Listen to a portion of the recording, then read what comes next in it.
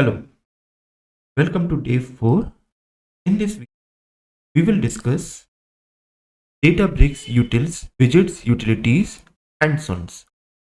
Before this, you can see I had already created Databricks notebook, which is based upon this file. Here I have created my resource from Azure portal. Here I have created other resources, for example, supporting files for this. So you can use other files as well, right? Now, here you can see these files are already created. You will have to create from your Azure portal. Now come back here. I had created a notebook. If you do not know how to create a notebook from inside Databricks, you can come back here and just click on this workspace. Go here in workspace user. You can see other files are also here. If you click on users, you will find other files also here. You click over here, create, and can you see this notebook part? You can click this notebook and you will find this portal here. Okay. Or you can come back here from the left pane, create notebook, click on this notebook. You will be having a notebook here. This would be fresh notebook here. Now let's keep the name of this notebook as day 4 Databricks utils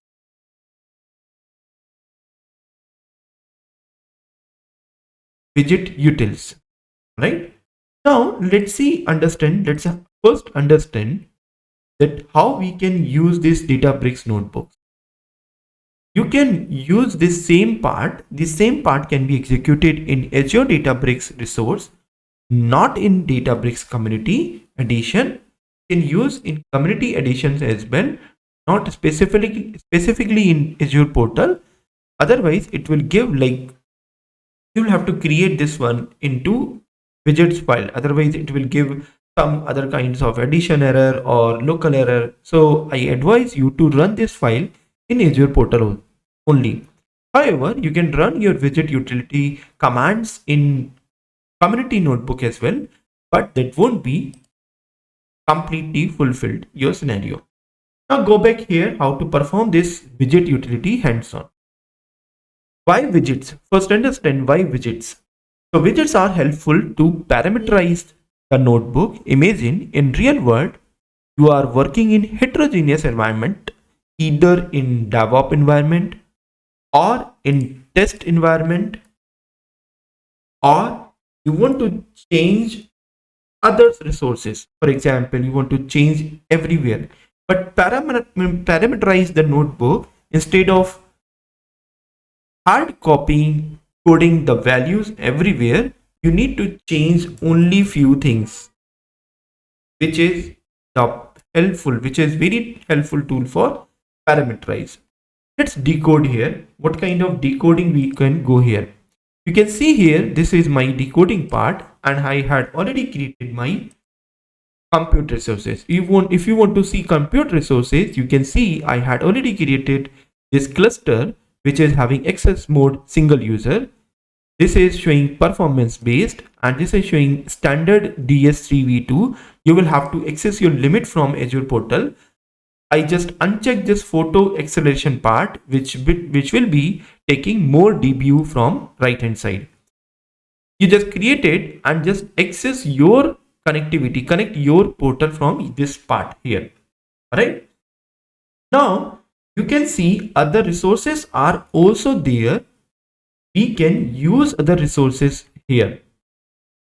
Let's go for hands-on first. Why we are using this hands-on practice? Because we want to run some widgets over here. What are available tools? You will have to find out this available tool. You just type DBUtils. This would be performance for portal. So if you connect something, you will have to write DBUtils. Inside this DBUtils, you just write widgets. WITTS dot help. Whenever you are writing this code, you will find how many different. It's going to automatic compute resource in your recent compute resources. If it is not connected, it will connect automatically. You can see here so many other widgets are there. Combo box are there, drop down mean, get, which is going to retrieve current value of an input widgets, get all, get argument, remove all, text widgets are there. So you can use several other functions also. Let's run some kinds of widgets. Widget utilities. So I'm going to run this code. You can see this is showing my first heading. If I want to see combo box, so I'll have to write double hash and then write combo box. Just run this code, you will find subheading here. Now let's start with combo box here. I want to create combo box, so I'm going to write DBUtils. This would be DBUtils, and then widgets would be next part, and then I'm going to write combo box. Inside this combo box, you can see it's asking name, default value, choices, and label here. Let's assign these parameters one by one. First, I'm assigning name here. So the name of this combo box, let's say this would be combo box underscore name, and let's define default values. So I'm going to write the default value equals to, let's say this would be employee. If you do not select any name, any value here in this combo box, this employee will be selected there. Now I'm going to select another part. What is the another part here? This would be choices. What kind of choices you are going to? I'm going to write choices equals to, let's make some another different choices inside the square bracket. I'm going to write first choices, employees, right inside the square bracket, inside square bracket, first choice will be employees, second developer, let's third choice, let's write fourth choice, and then into assign, for example, coder. Another choice will be coder. Let's assign some other labels here. So I'm going to assign labels here with this box underscore label, and just run this cell, I would say. In order to extract the value from this combo box, I'll have to write some other variable. For example, I'm going to write DBUtils dot widgets. Inside this widgets, I'm going to write get command. Just write dot that get command. Inside this get command, I'm going to write this name, which is written over here. So I'll have to copy this name so that I do not have typo error. Just paste it here and just run this code. Can you see this combo box is written here? If you do not write anything, by default it's printing employees. But if I'm deleting this part, this combo box, this will be giving another options. This is written all the choices here, developers and coders, and everything is here. Now this coding part is entirely given here. If I write, for example, tester, you can see this cell is going to run here. If I assign another part, for example, if I'm writing another name which is not given in this name, will it work here? Just click anywhere in this cell. Can you see it's also assigning this code? Let's assign this part to another variable here. So I'm going to write variable here. This variable would be equals to this part. Let's print this variable as well. Let's run. Can you see it's also printing this name? If I write any other code, for example, which is not given in this choice, is it running? Yes, I'll have to run here. Click here. It's running all the cells relevant to this code. Now you can see this is running all my codes here. Okay, so if you want to check the type of this variable, you just go here, type, and in this type you will get var value. Can you see it's giving var? This is a string data type. You just keep in mind that whatever you are writing in this combo box or text box or drop down menu or multi-select label, we will be creating in few seconds. All these attributes, all these parameters will be in string format. We will have to convert into integer or float or other formats. Okay, so come to the topic here. Let's define the drop down menu. Let's run this code. You can see this would be asking my drop down menu. I'm going to write DBUtils first. Inside this DBUtils, I'm going to write widgets. Okay, so very shortcut is you just go back here and copy this code here and just paste it here. What exactly you will have to change? You will have to change from combo box to drop down menu. So this would be name also drop box name. Okay, so default value will be employees and label would be drop down. I'll have to change the labels also. I'm going to drop box label. Let's run this code. Okay, maybe some error, kind of error. Maybe I had just DBUtils. This is name, this is default value, and here I have changed this name, and this is the drop down values. So do we have any other code? Okay, why it was showing error? Because I just created another choice which was not available at the default value. You can create default value which is not inside the choices here in combo box, but you will have to assign at least these values. If I'm going to run this code without any choice, let's say make S here and just run this cell, you will find this is showing error because this is saying that you do not have that choice here. Selection sequence must include employee, so I'm not include this default value as drop down. So just delete this as and rerun this cell. You will find it's not throwing any error on the screen. Now I'm going to select this employee or developer. Can you see it's showing that value? Now you will have to get this value. How would you get this widgets?